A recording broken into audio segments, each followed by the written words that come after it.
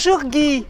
Bonjour Françoise. Merci Guy d'accueillir les Malouins dans la course. On va se situer tout de suite. Nous sommes à l'hippodrome de Marville sur les terrains d'entraînement du rugby. Vous en êtes le président du 15 Corsaire, un rugby qui se porte très très bien à Saint-Malo.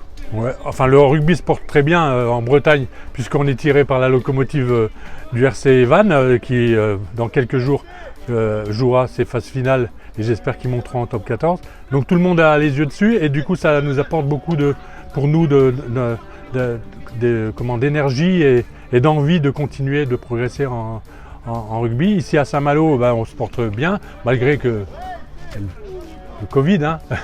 Covid, on n'a pas arrêté. Nous, Jordi qui est le responsable sportif nous a tenu tout ça en haleine, que ce soit de l'école de rugby jusqu'aux les féminines. Et même les loisirs, on continue à s'entraîner. Alors qu'est-ce qu'on faisait? Il n'y avait pas ni de contact ni de plaquage. Ils ont repris les plaquages que cette semaine-là.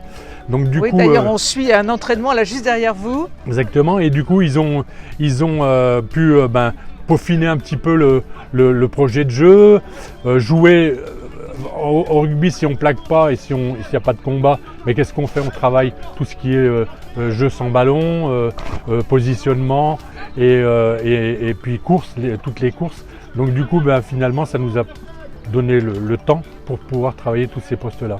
Au niveau, je dirais, régional et au-delà, les Malouins sont au top.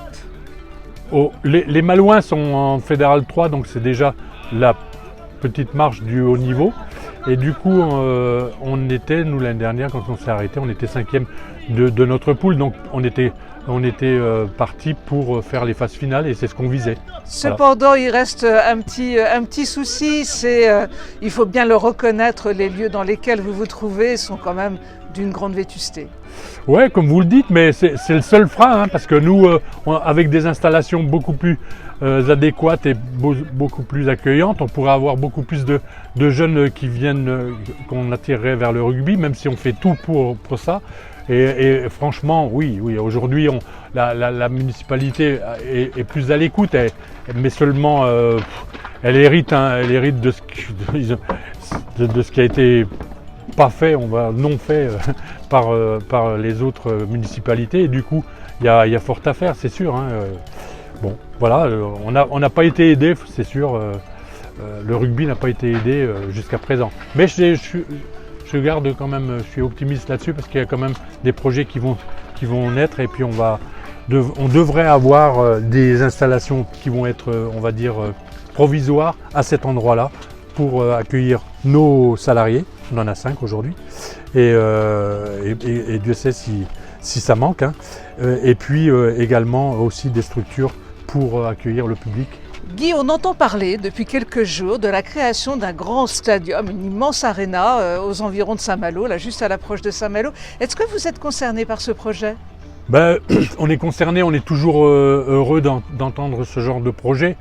Aujourd'hui, le football à Saint-Malo a sa place et eux ils projettent de taper plus haut, tant mieux s'ils ont un stade puisque ça va les faire progresser. Tous les clubs, que ce soit n'importe quelle discipline, mais on parle de foot ou de rugby, à chaque fois qu'on a mis à disposition des installations et des stades, ils ont progressé. Il n'y a qu'à regarder un petit peu ce qui a été fait à Vannes ou à La Rochelle qui est maintenant au top aussi. Ils ont progressé quand ils ont eu un stade. Et donc là, vous êtes un peu dans l'attente de bonnes nouvelles concernant le rugby. Tant mieux pour eux, ils vont présenter ça samedi et donc du coup ce sera très bien pour Saint-Malo et pour tirer tout le monde vers le haut. Maintenant après nous, si Marville nous est laissé, si on arrive à récupérer Marville, ce sera merveilleux pour le rugby. Voilà, un beau projet.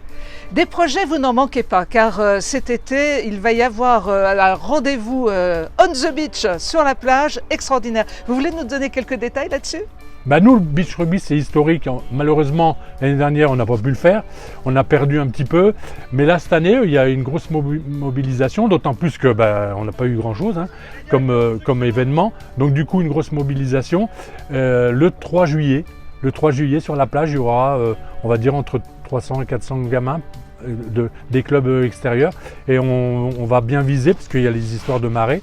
Mais ça nous laisse 4-5 heures pour dérouler tout le tournoi. Donc ça nous laisse. De quel âge à quel âge, les gamins? C'est de U6 à U14. Voilà, garçons et filles. Garçons et filles, voilà. Le calendrier des compètes va reprendre, j'imagine, avec le déconfinement. Alors, le prochain objectif pour le 15 Corsair? Comme toutes les années, on va tout redémarrer. C'est les seniors qui démarreront leur préparation physique dès le 15 juillet.